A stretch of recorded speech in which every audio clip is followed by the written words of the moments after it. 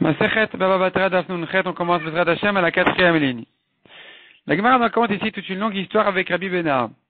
Rabbi Bena va Kemeten, mais Rabbi Bena avait l'habitude de signaler, de marquer les tombes qui étaient dans les grottes, c'est-à-dire de marquer où se trouvait exactement la Touma au-dessus de la grotte, de manière à ce que les gens sachent et puissent s'écarter de la Touma. Sachent où se trouve exactement la Touma à l'intérieur de la grotte, alors qu'ils sont à l'extérieur. Donc il fallait rentrer dans la grotte pour mesurer exactement la Touma, pour mesurer la tombe, et puis faire un signe sur la grotte avec de la chaux pour reconnaître qu'ici se trouve la Touma. Kimat al-Me'arata d'Avram, quand il est arrivé à Me'arat Marpela dans la grotte d'Avram, Ashkichel Eliezer Eved d'Avram, il a vu Eliezer, le serviteur d'Avram, de Kai Kaimibaba, qui se tenait devant la porte. Amal et Maïki Avid d'Avram, il lui a demandé Rabbi Bena, que fait Avram maintenant, est-ce que je peux rentrer ou pas? Amal lui a répondu, Gan et Bekan Fade Sarah, il se couche dans les bras de Sarah, Vekameaïn ale Bereché. Elle lui vérifie les cheveux, lui vérifie la tête. Amal Zil Emale, Rabbi Bena a dit à Eliezer, va, dis-lui, Bena Kaya Baba, que Bena se tient à l'entrée, et que donc il demande de rentrer pour pouvoir mesurer. Amal Lioul, Avram a dit à Rabbi Bena, à Eliezer, il peut rentrer. Rabbi Bena peut rentrer.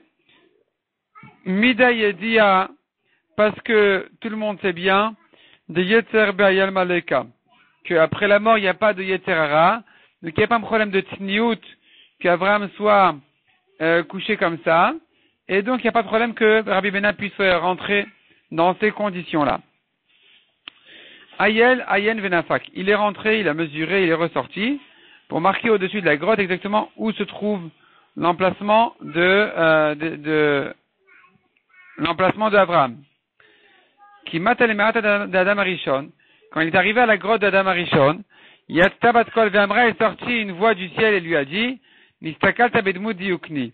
Toi, tu as vu déjà Bedmut Diukni, l'apparence de ma forme. Bediukni atmal tistakel.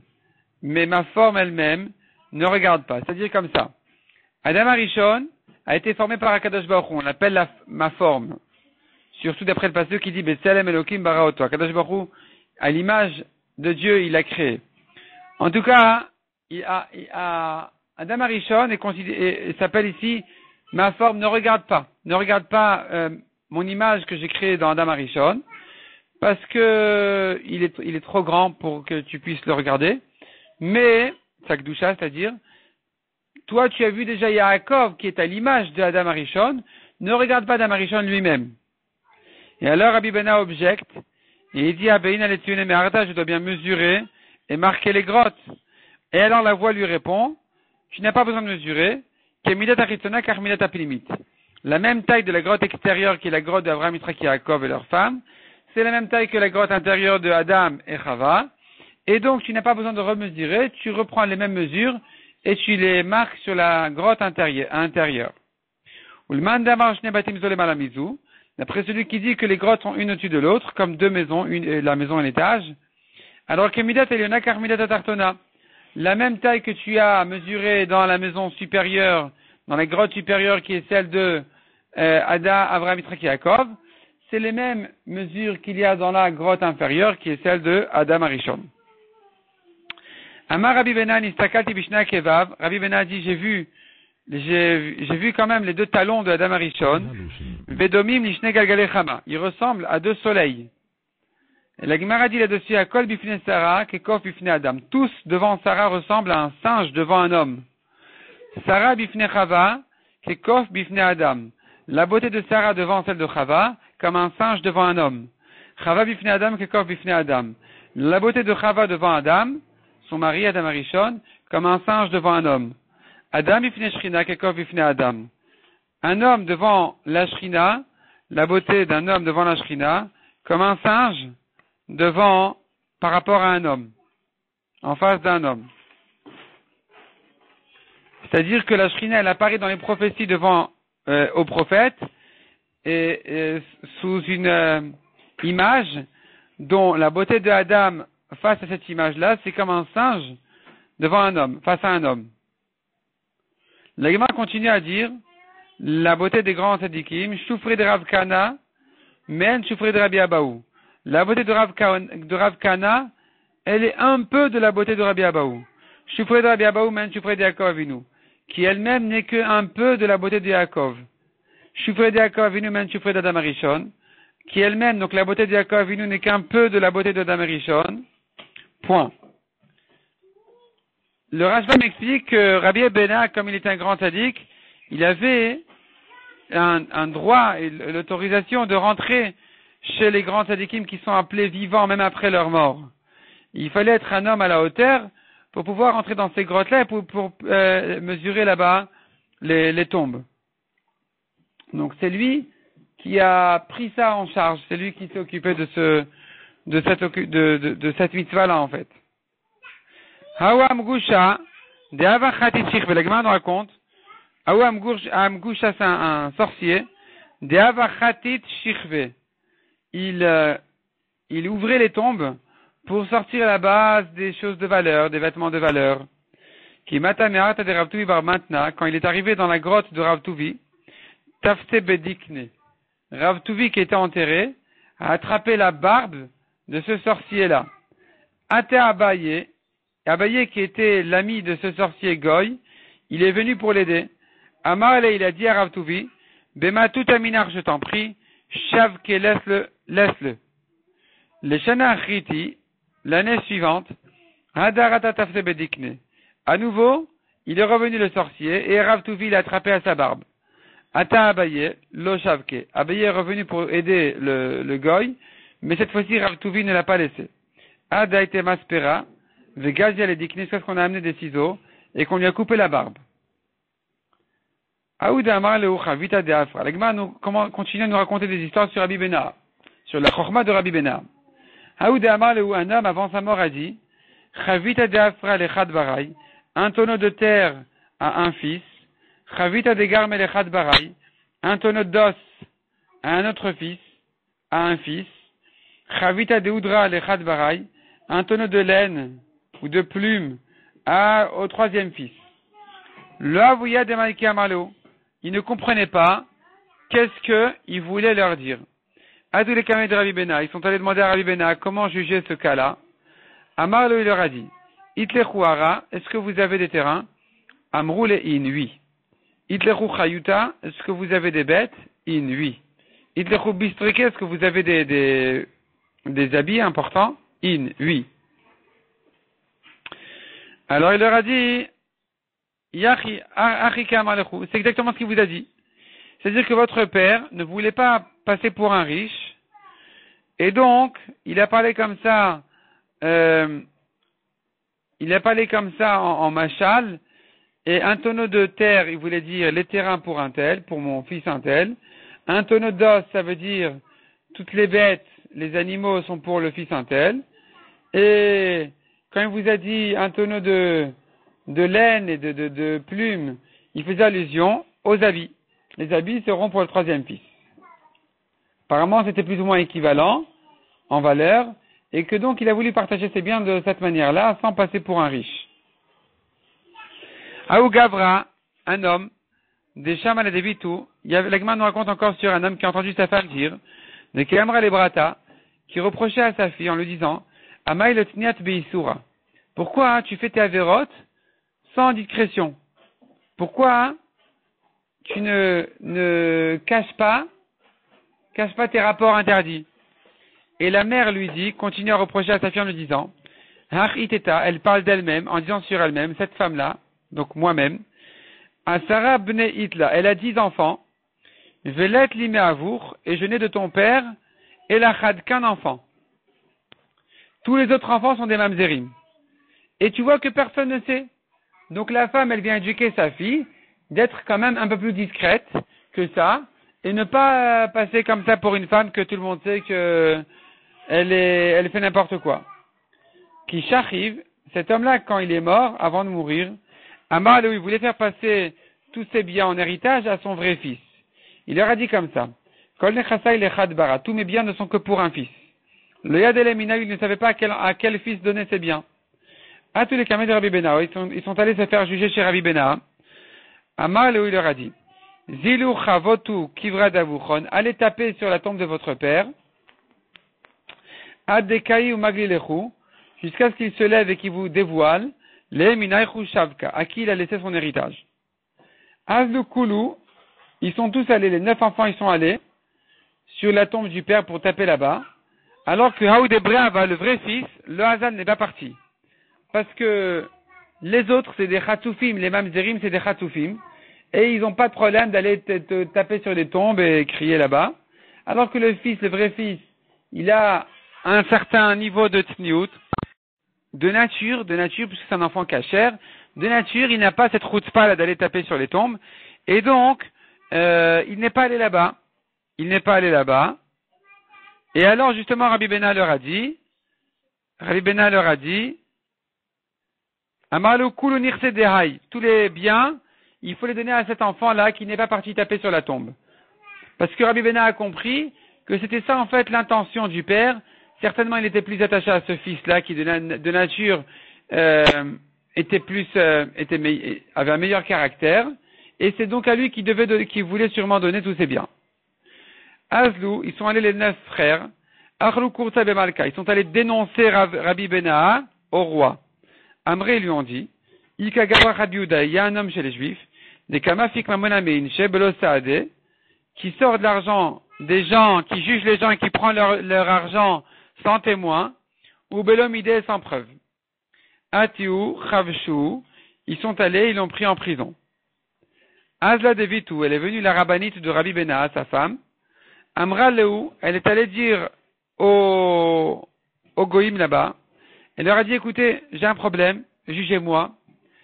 Avda Chad Havali, j'avais un serviteur, Paskou les réchés, ils lui ont coupé la tête, on passe les mâcherés, ils l'ont dépecé, ils lui ont enlevé sa peau. Ve'achlu bisre, ils ont mangé sa chair. Ve'kamalu bemaya, ils l'ont rempli d'eau, donc la peau, ils l'ont rempli d'eau. Ou mashkoube les chavraya, ils donnent à boire aux amis. Velo kaya velidme, ils m'ont pas donné l'argent. Velo agreni son salaire.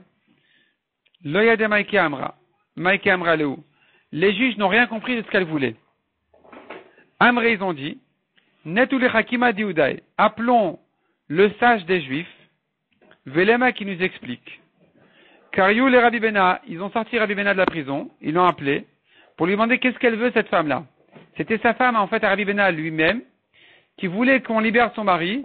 Elle a fait exprès de parler d'une manière à ce que, naturellement, ils vont libérer Rabbi Bena pour qu'il leur explique ce qu'elle veut. Amar Lehu, il leur a dit, Zarnu Kamra Lechu, c'est une outre. Elle vous a dit comme ça, cette femme-là qui se plaint ici, qu'est-ce qu'elle veut dire par le serviteur qu'on lui a coupé la tête? Son serviteur, c'est en fait un bouc. Elle avait un bouc, un animal, et on lui a coupé la tête, ça veut dire on l'a égorgé. On l'a dépecé, ça va. On a mangé sa viande, ça va aussi. On l'a rempli d'eau parce qu'ils ont pris sa peau pour en faire une outre et la remplir d'eau. Et on l'a servi aux amis sans me payer. Et voilà ce qu'elle voulait vous dire. Comme ça, le Rashba m'explique. Donc, Zarnouk Amra Lechu, c'est une outre qu'elle vous a dit. Amré, ils ont dit, Hoil vechakim kula, il est bava venidondina. Puisqu'il est tellement chacham, il a qu'à être ici au tribunal et qui juge les gens. Le Maharsha explique la Gemara autrement. Il dit, la chokhma de la femme ici était de parler en fait de son mari. Elle a dit, j'avais un serviteur, c'est le mari qui est au service de sa femme. Il est au service de nourrir sa femme, il doit amener la parnassa à la maison, donc on peut l'appeler aussi un serviteur. On lui a coupé la tête, ça veut dire qu'on l'a enlevé de son poste, de sa grandeur. On l'a dépecé, ça veut dire on l'a pris en prison, on a enlevé tout ce qu'il avait sur lui, quoi, parce que les prisonniers on les met en pyjama. Donc on l'a pris en prison, ça veut dire, quand on l'a pris en prison, naturellement, on l'a dépecé, on l'a vidé de tout ce qu'il avait. On l'a rempli d'eau pour donner à boire aux amis, c'est pour montrer que même quand il est en prison, on a encore besoin de sa chorma, les amis ont besoin de lui.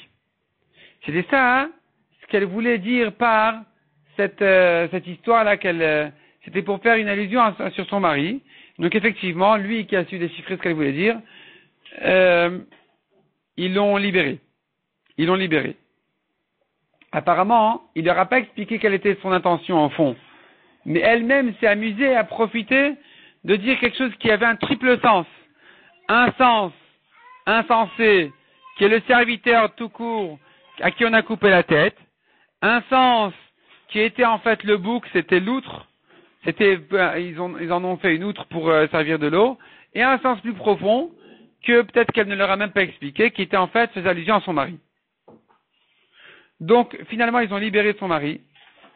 Chaza, de Avaktiv, Beaboula. Il a vu que c'était écrit là-bas aux portes du tribunal, Kol Dayan et Mitkereledin, un juge qui a été traîné en justice.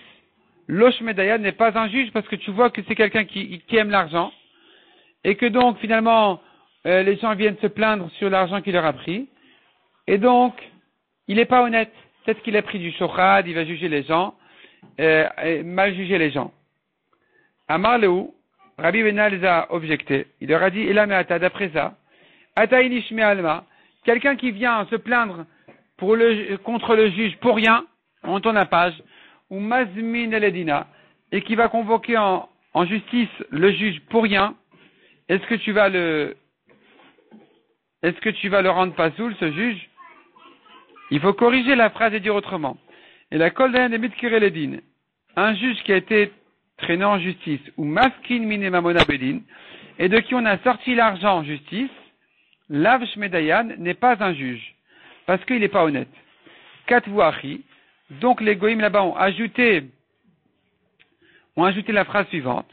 Ils ont écrit comme ça, Beram, cependant, Saved Yudei, les sages des Juifs, Amré, eux disent, Koldayan de Mitkereledin, un juge qui a été traîné en justice, ou Mafkin Mine Mamona Bedin, et de qui on a pris l'argent en justice, Lav Shmedayan n'est pas un juge.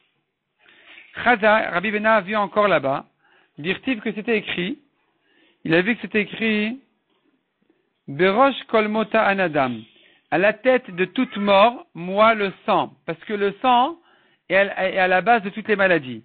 Le Rashbam m'explique qu'ils avaient l'habitude à l'époque de faire des saignées quand ils avaient un surplus de sang, et ces saignées-là, finalement, elles étaient très importantes, parce que c'est grâce à ça qu'ils n'allaient pas mourir. Sans ça, ils risquaient de mourir, donc c'est ce qu'il disait, à la tête de toute mort, moi le sang.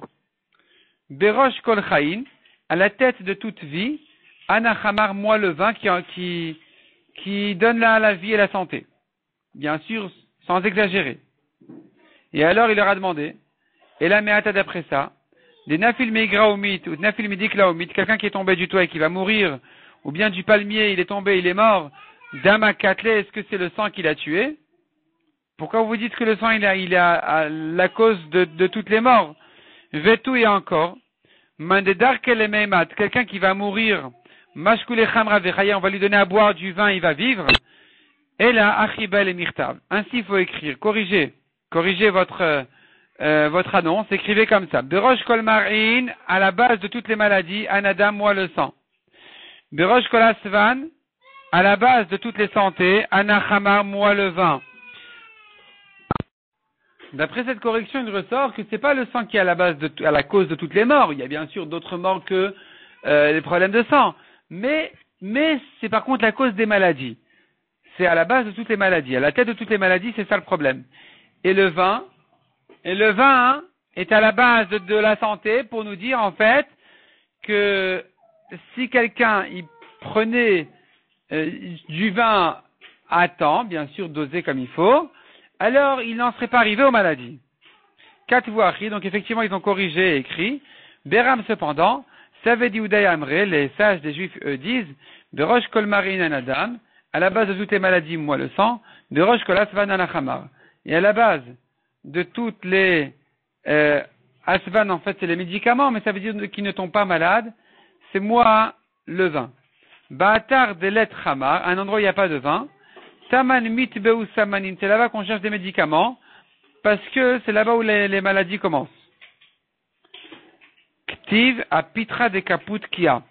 À l'entrée de la région de Kaputkia, il y a une annonce qui dit Anfak Anbag Antal.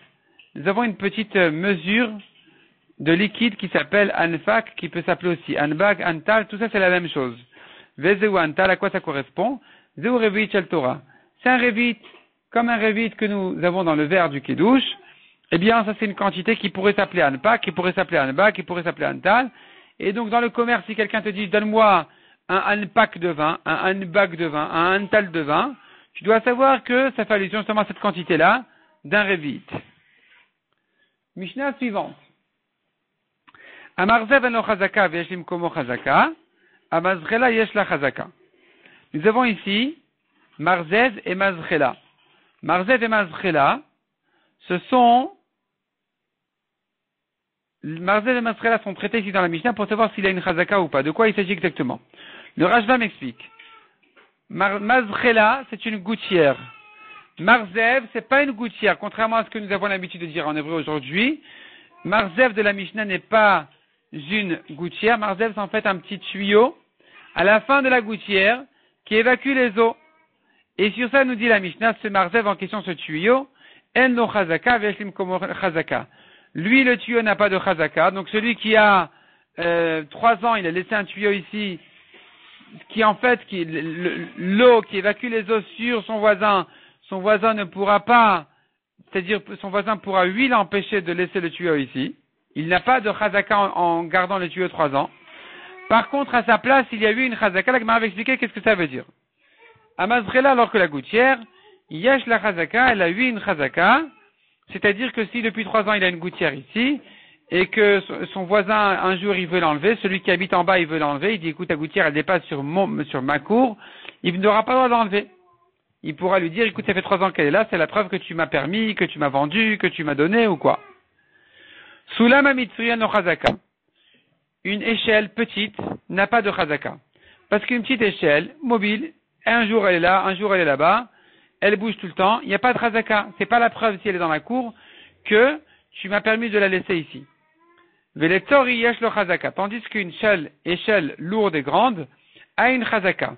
Si elle est là depuis 3 ans, sur la cour de mon voisin, et qui me donnerait donc accès à mon toit par exemple, c'est la preuve que effectivement, il m'a permis, il m'a donné, il m'a vendu, donc il m'a donné les droits de laisser ici l'échelle. Chalon amitrit en chazaka, une petite fenêtre n'a pas de chazaka, donc un jour le voisin peut exiger à ce que cette fenêtre soit fermée, soit bouchée. Veletzor itesh la chazaka, et si c'est une grande fenêtre, par contre, il y a eu une chazaka. Donc j'ai le droit de laisser ma fenêtre si elle est grande. Depuis 3 ans, elle est là. C'est la preuve que il m'a autorisé de la mettre ici. Ezoi chalana mitrit, qu'est-ce qu'on appelle une petite fenêtre? Kol shen rosho shel adam yachol ikanes le Torah, quand une tête d'un homme ne peut pas rentrer là-bas. Rabbi Yehuda Omer im yesh lamal ben, afal pi shen rosho shel adam yachol ikanes le Torah rezo chazaka. Donc selon Tanakama qu'on vient de voir ici, dès que c'est une question de taille, une petite fenêtre, il n'y a pas de chazaka, donc le voisin peut lui dire, écoute, tu fermes la fenêtre, ça y est, tu la bouches. Une grande fenêtre, il y a eu une chazaka. Celui qui a fait la fenêtre ici pourra dire à son voisin, mais ça fait 3 ans que j'ai la fenêtre, c'est la preuve que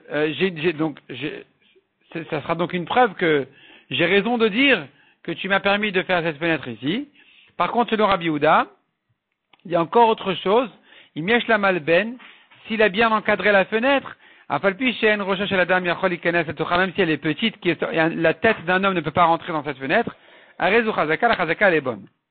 Demande à Gemara comment tu expliques le début de la Mishnah qui disait, on avait dit à Marzev, le petit tuyau là, n'a pas de chazaka, mais sa place a une chazaka. Qu'est-ce que ça veut dire? Maya Marzev eno chazaka, veshlim komo chazaka. Qu'est-ce que ça veut dire cette phrase? Amar Avuda Amar Shmuel Achiki Amar. Il vient répondre à Avuda au nom de Shmuel. Amarzev eno chazaka meruach achat. Le tuyau n'a pas de chazaka sur cette direction-là, sur cette place. Si j'ai l'habitude de mettre le tuyau au nord depuis 3 ans, il vient, le propriétaire d'en bas, en me disant, écoute, au nord, ça ne me convient plus, que tes eaux soient évacuées chez moi, mais enlève-le de là-bas. Et il aura le droit de dire, enlève le tuyau du nord, parce que la chazaka n'est pas bonne. Par contre, v'yeshlim komo chazaka mishter-ruchot. Il a eu une chazaka sur sa place, c'est-à-dire, si c'est pas au nord, ça sera au sud. C'est pas à l'est, ça sera à l'ouest. Il aura le droit de déplacer son tuyau d'un autre côté, et le voisin d'en bas ne peut pas lui dire, écoute, ça me dérange tes eaux ici, j'en ai assez, tu les enlèves de là. Rabbi Hanina Amar, deuxième réponse. Amarzev eno chazaka. Qu'est-ce que ça veut dire qu'il n'a pas de chazaka, le tuyau lui-même? Shimaya roch mekatzro. S'il était long, il le raccourcit. Donc le voisin chez qui les eaux sont évacuées peut lui dire écoute, ça me dérange, tu raccourcis ton tuyau. Par contre, Veshlim Komo Chazaka, qu'est-ce que ça veut dire qu'il a sa place à une Chazaka, chez Im Ba le Okro et no Okro. S'il lui dit annule complètement, le propriétaire du tuyau pourra lui dire non, je ne l'annule pas. J'ai une Chazaka d'avoir ici un tuyau, grand ou petit, mais j'ai une Chazaka sur le tuyau. Ravirmiya Baraba Amar Zev en Chazaka. Qu'est-ce que ça veut dire que le tuyau n'a pas de Chazaka? Shimrotel Ivna Tartav Bonnet. Si le propriétaire d'en bas il dit écoute ton tuyau ici il est bien gentil, mais moi je veux construire en dessous du tuyau, et le fait que ton tuyau il est évacué chez moi, c'est pas la preuve que tu es propriétaire en bas à l'endroit où tes eaux sont évacuées. C'est pas la preuve que je t'ai donné cet endroit-là. J'ai le droit de construire là-bas ce que j'ai envie. Donc il peut construire en dessous. Veyashlim komo chazaka. Qu'est-ce que ça veut dire que ça place à une chazaka? Shimba le okro et no okro.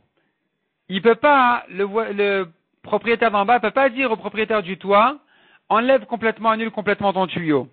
Par contre, il pourra lui dire, c'est vrai que ton tuyau évacue ses eaux chez moi, mais c'est pas chez toi. C'est pas que l'endroit des eaux t'appartient, que donc tu pourras m'empêcher de construire là-bas. La Gemara vient objecter de ce qu'on a vu dans la Mishnah, Amazrela, la gouttière, Yesh la chazaka. Elle a eu une chazaka.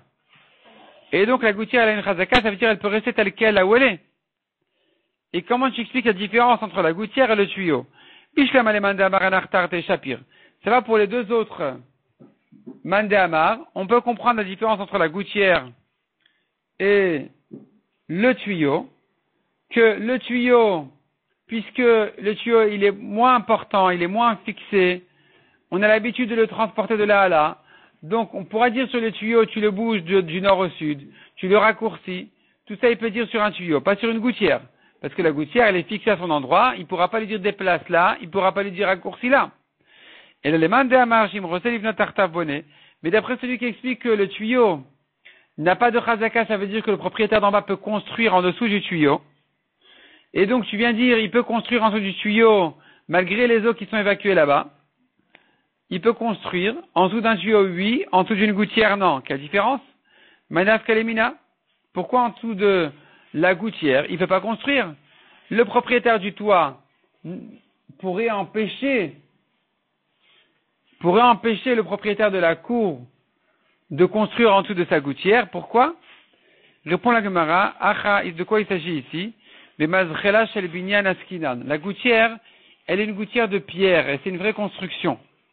Des Hamar, elle est donc le propriétaire de la gouttière du toit, il pourra dire au propriétaire d'en bas, tu vas construire maintenant, ça va toquer, ça va faire du bruit, ça va faire des problèmes, qui vont déstabiliser ma gouttière.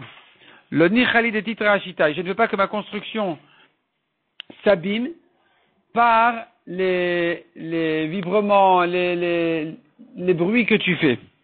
Donc la gouttière en général, elle est faite d'une vraie construction, elle est vraiment construite là-bas, donc il peut lui dire ne construis pas en dessous, ça va l'abîmer.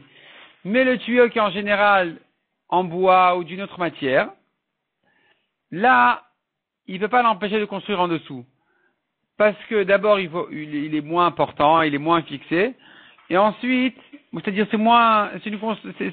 même si c'est de construction, c'est moins important, et puis de toute façon, en général, c'est en bois, donc ça ne va pas déranger que le propriétaire d'en bas puisse construire en dessous. Et ça, c'est la différence entre la gouttière et le tuyau. Pour le tuyau, il ne peut pas l'empêcher de construire en dessous. Pour la gouttière, il peut l'empêcher. Pourquoi il peut l'empêcher? Parce que ça va abîmer sa gouttière.